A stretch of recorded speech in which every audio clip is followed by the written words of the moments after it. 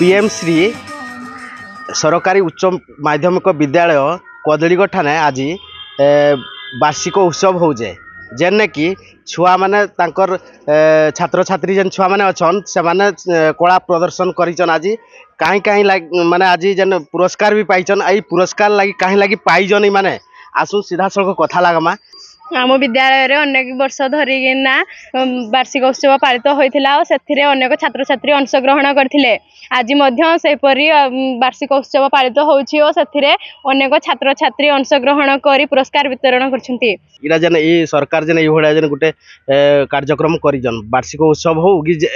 जेकोसी अन्य कार्यक्रम हो आज काना काना सब प्राइज फ्राइज केमती काना देले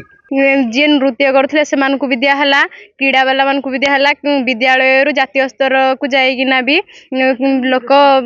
मान आगे प्रशंसा पाइना भी आसुँच आम मैंने समस्त बहुत खुशी अच्छु आमर छात्र छात्री मैंने सब राज्य स्तर में जाकि पुरस्कृत हो आसी आम प्रिंसिपाल सर समस्ते आसी अतिथि मान डकाही से पुरस्कार वितरण कर कार्यक्रम नाच गीत इत्यादि बहुत जिनिस करपरिक खेलकूद विगत 2-3 मास होटे खेलकूद कराइला सब पिला मानक प्राइज दिया जो मैंने चैंपियन होते से डाका जाए ये प्राइज दि जाता आउ बेसी बड़ कथा है जे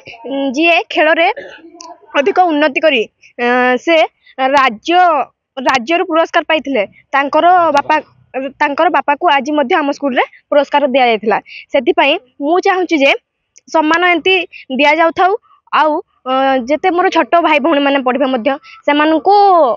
खुशी लागिबो जे एते उन्नति होची आम स्कूल रे हमर स्कूल रे खेल कूद विज्ञान एवं कला क्षेत्र में बहुत आग को जाइए जिला स्तरीय ब्लॉक स्तरीय जातीय स्तरीय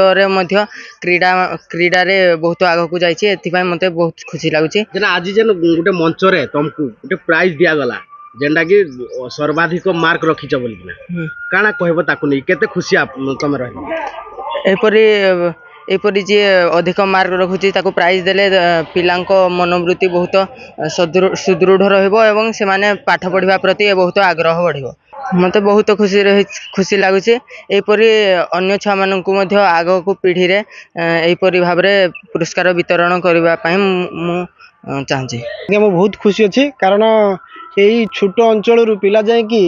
जातीय स्तरीय भाग नै कि अंशग्रहण करके प्राइज पाइबा गोटे पिला प्रति गोटे गौरव बा शुभन सुजोग कहले हेबो नाही ये जो जेते सब प्रोग्राम होउची मु प्रथम तो सरकार को धन्यवाद देवी ये सब विहित पदक्षेप नहीं आजिका डेट रे गोटे छोट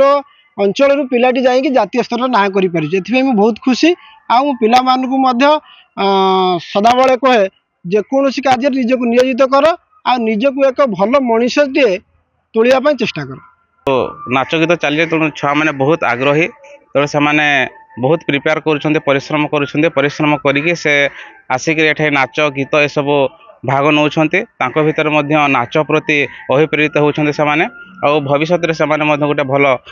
कलाकार हो पारे तेणु स्कूल तरफ यहाँ गोटे भल पदक्षेप नि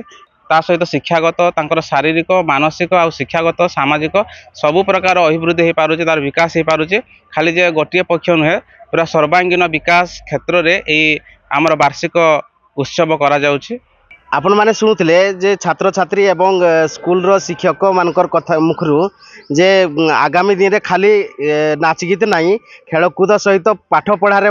भी गला मन बढ़ाइबे छात्र छात्री माने बोलिकी यही जो वार्षिक उत्सव करिकिना छात्र छात्री को प्रेरणा दउछंती बोलिकी जहा कहउथिले